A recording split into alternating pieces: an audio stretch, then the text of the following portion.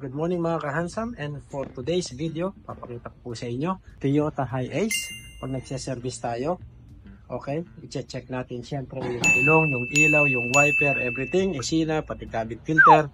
Pero pagdating dito sa preno, ito po, kakaiba ito.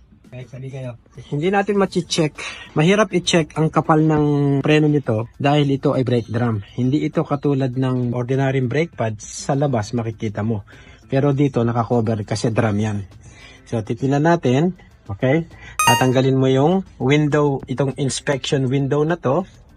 Ayan, may makikita ka doon. So yung portion na yon, bakal yung sa loob, matin mo yung umiikot. Dapat makikita mo kung yung umiikot, merong nakapagitan na kapal ng ano yon.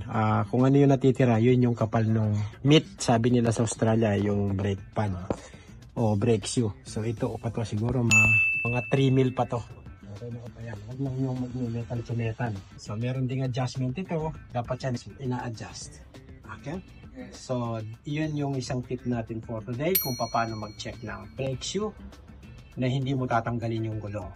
Once again, this is Andre Bons, the handsome mechanic. You should be here.